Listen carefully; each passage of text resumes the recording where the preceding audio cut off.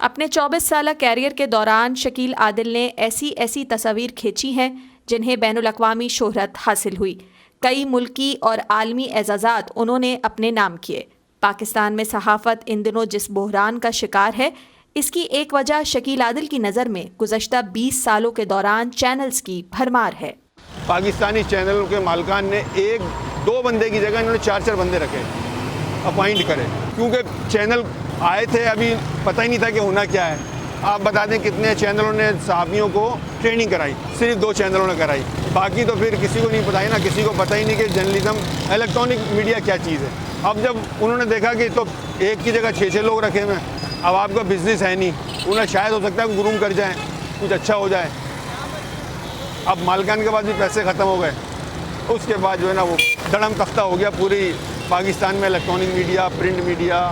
Karachi press club کے secretary general رضوان بھٹی کے مطابق صحافیوں کو درپیش مالی بحران نے پی ٹی آئی حکومت کے آنے کے ساتھ زور پکڑا، لیکن کورونا وائرس کی وبا نے بھی کئی مشکلات کو جنم دیا ہے۔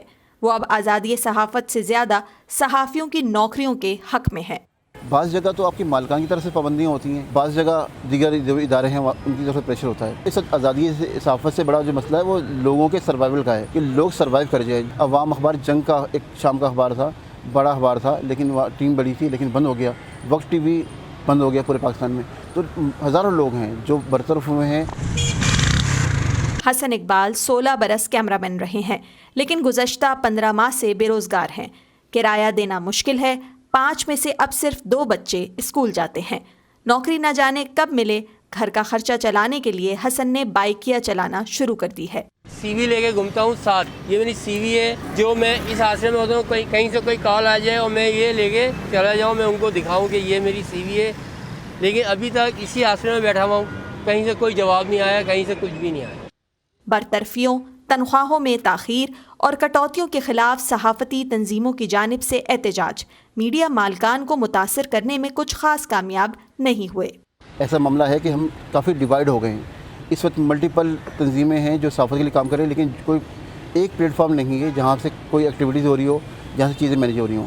اگر ہم متحد ہوں گے تو ڈیفینیٹلی ہم اچھی طرح اپنی اسٹرگل کر سکیں گے، اپنی جو مہم چلا سکیں گے۔ میڈیا کا بحران کب ختم ہوگا یہ کوئی نہیں جانتا، لیکن اس شعبے سے بے روزگار ہونے والوں کی تعداد روز بڑھ رہی ہے۔ گزشتہ کچھ برسوں میں جہاں بہت سے صحافی اور کیمرہ مین دوسرے ذریعہ معاش سے جڑ رہے ہیں، وہیں اب بھی بہت سے اس خوف میں جی رہے ہیں کہ اگر انہیں نوکری سے رخصت کا پروانہ مل جاتا ہے تو ان کا مستقبل آگے کیا ہوگا۔ Sidra Dar, voice of America, Karachi.